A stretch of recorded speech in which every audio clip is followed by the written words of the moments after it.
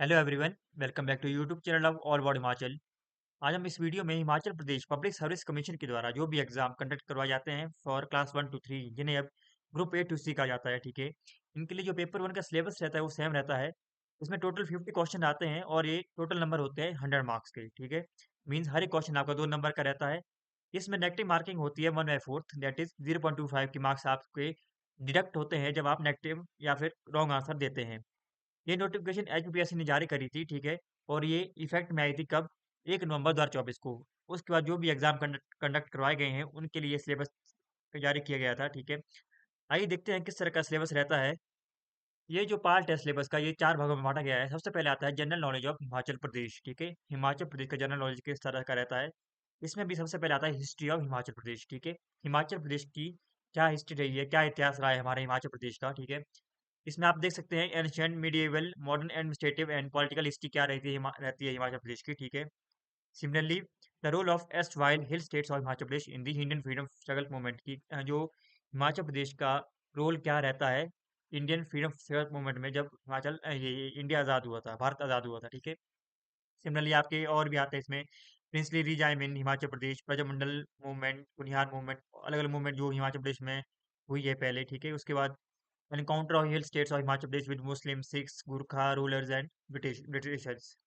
Similarly Himachal Pradesh का birth किस तरह से हुआ, ठीक है, किस तरह से हिमाचल प्रदेश बना, और साथ में it's struggle for the Vishal Himachal and full statehood. ठीक है, इसके बाद नेक्स्ट आता है जीके ऑफ हिमाचल प्रदेश में जियोग्राफी ऑफ हिमाचल प्रदेश। ठीक है, हिमाचल प्रदेश की किस तरह की जियोग्राफी रहती है। ठीक है, भौगोलिक स्थिति क्या है हिमाचल प्रदेश की, जैसे इसमें आपका आता है geographical location and topography of Himachal Pradesh, area, population, physiographic division होगी, माउंटेन रेंजेस किस तरह से रहती है हिमाचल प्रदेश में, पासेस कौन कौन से हैं, रिवर्स कौन सी बहती हैं, हाइड पावर प्रोजेक्ट्स कितने हैं और कहाँ पर कौन कौन से हैं, लेक्स, हॉट स्प्रिंग किस तरह के हैं, glaciers, valleys, soil, climate, flora और फौना। ठीक है, fisheries, mineral of Himachal Pradesh, national parks कौन से हैं हिमाचल प्रदेश में, साथ में हिमाचल प्रदेश साथ किस किस कंट्री या किस स्टेट की जो बाउंड्री लगती है। सिमिलरली इंपॉर्टेंट प्लेसेस कौन से हैं और इंस्टीट्यूशन कौन से हैं, ये आपके जियोग्राफी ऑफ हिमाचल प्रदेश में आते हैं।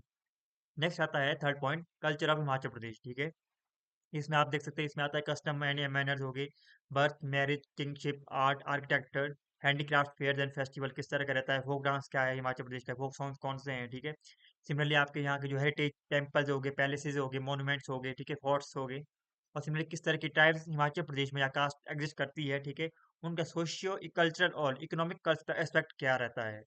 फोर्थ आता है पॉलिटी ऑफ हिमाचल प्रदेश। ठीक है, इसमें सबसे पहले आता है स्टेटहुड पॉलिटिक्स। ठीक है, हिमाचल प्रदेश को किस तरह से पूर्ण राज्यत्व दिवस का जो हम मनाते हैं, ठीक है, उसका किस तरह से ये रहता है हिमाचल प्रदेश का, और साथ में डेवलपमेंट ऑफ पॉलिटिकल पार्टीज। ठीक है, मेजर पॉलिटिकल पार्टीज कौन सी हैं, ठीक है, उनका support, similarly performance in assembly and parliamentary election in Himachal Pradesh, और फेमस पर्सनैलिटी कौन कौन सी रही है हिमाचल प्रदेश से राज्यसभा, लोकसभा, विधानसभा के बारे में इसमें कहा गया है।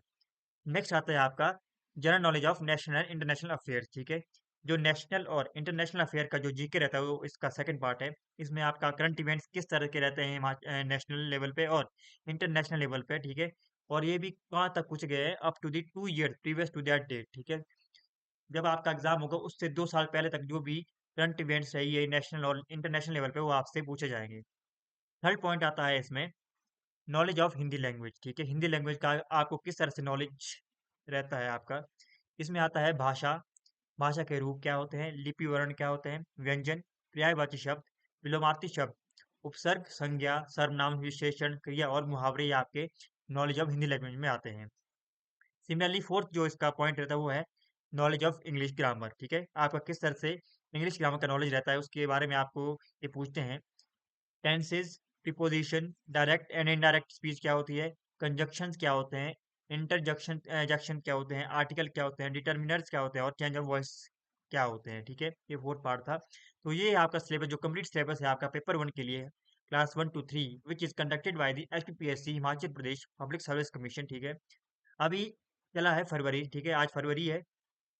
अभी फिलहाल Himachal Pradesh public service commission ने हिमाचल प्रदेश जो स्टेट एलिजिबिलिटी टेस्ट है उसकी रिक्रूटमेंट हो रही है। ठीक है, और इसका एग्जाम जो है हमने पहले भी डिस्कस किया है, प्रोबेबली अप्रैल या मई के आसपास होगा। ठीक है, लेकिन जो हिमाचल प्रदेश के सर्विस कमीशन है एचपीपीएससी, इनके द्वारा इस साल मोस्ट प्रोबेबली जो कंडक्ट करवाया जा रहा है असिस्टेंट प्रोफेसर के लिए कॉलेज में, कॉलेज कैटेगरी जिसका नाम दिया जाता है। ठीक है, इसकी जो रिक्रूटमेंट है वो भी होने वाली है, ठीक है। अभी इसका कोई अंदेशा नहीं है कि कब ये इसके लिए नोटिफिकेशन निकालेंगे, ठीक है। लेकिन जितने भी एग्जाम इसके अलावा होते हैं क्लास 3 के लिए, क्योंकि जो आपका कॉलेज कैडर का जो रहता है ये क्लास 1 के अंतर्गत आता है, जबकि जेईटी वाले जो एग्जाम होते हैं क्लास 3 के अंतर्गत आते हैं।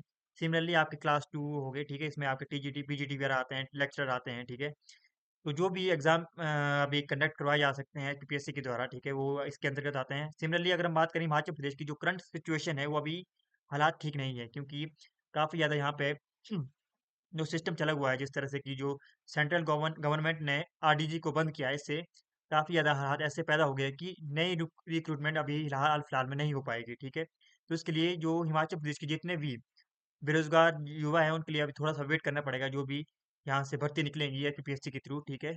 तो ये था।